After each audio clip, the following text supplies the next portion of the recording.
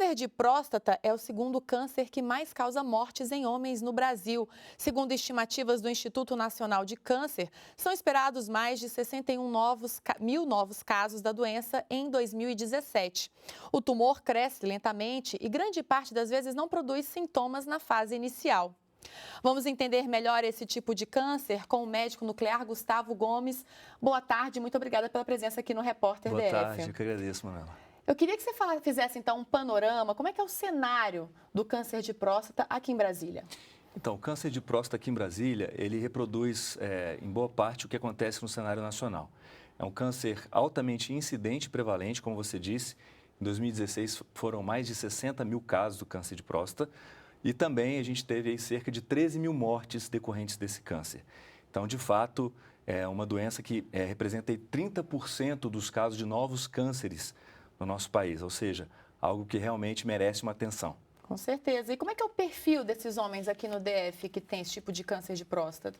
Então, existe um pico de incidência, né? Mas o câncer de próstata ele pode acometer pessoas mais jovens, a partir aí dos 40 anos, eventualmente até um pouco antes, até uma idade mais avançada. E o que a gente sabe é que quanto mais precocemente esses cânceres acometem os indivíduos, mais agressiva tende a ser essa doença.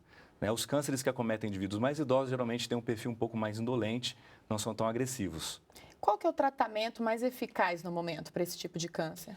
Na verdade, o que a gente precisa de saber para definir o melhor tratamento é exatamente qual o estadio clínico da doença, ou seja, como essa doença está.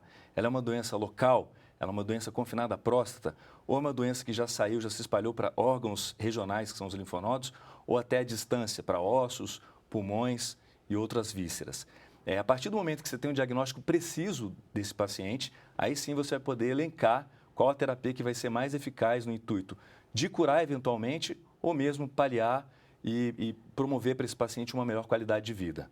O senhor trabalha com tratamento nuclear, não é isso? Explica pra gente. Isso. Então, quando a gente fala de tratamento nuclear, a gente está se referindo à medicina nuclear.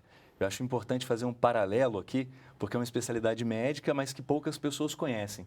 A medicina nuclear ela trabalha com pequenas quantidades de material radioativo, tanto para o diagnóstico quanto para o tratamento de diversas doenças, dentre elas os cânceres e aqui no nosso foco o câncer de próstata. No sentido diagnóstico, a medicina nuclear parece muito com a radiologia. A diferença é que na radiologia o paciente entra no equipamento e esse equipamento emite uma radiação e a partir do resultado dessa radiação emitida no paciente, eu tenho um diagnóstico.